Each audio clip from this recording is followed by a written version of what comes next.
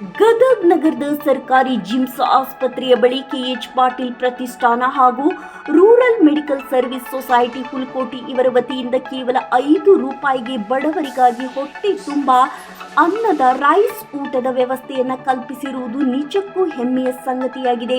ಕಳೆದ ಮಾರ್ಚ್ 16ರಂದು ಬುತ್ತಿ ಹೆಸರಿನಲ್ಲಿ ಪ್ರಾರಂಭಿಸಲಾದ ಇಲ್ಲಿನ ಭೋಜನಾಲಯಕ್ಕೆ ನಿತ್ಯವೂ ಕನಿಷ್ಠ 400ರಿಂದ 500 ಜನರು ಆಗಮಿಸುವ ಮೂಲಕ ತಮ್ಮ ಹಸಿದ ಹೊಟ್ಟೆಯನ್ನು ತುಂಬಿಸಿಕೊಳ್ಳುತ್ತಿದ್ದಾರೆ.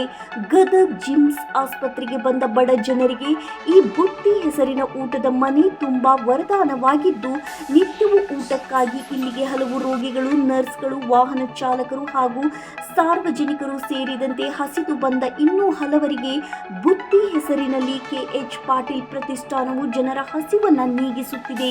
ಪ್ರತಿದಿನ ಮಧ್ಯಾಹ್ನ 12:30ರಿಂದ 3 ಗಂಟೆಯವರೆಗೆ ಬುತ್ತಿ ಹೆಸರಿನ ನೂತನ ಕಟ್ಟಡದಲ್ಲಿ ಹಸಿದು ಬಂದವರಿಗೆ ಕೇವಲ ₹5ಗೆ ಹೊಟ್ಟೆ ತುಂಬ ರೈಸ್ ಊಟದ ವ್ಯವಸ್ಥೆ ಇರುತ್ತದೆ.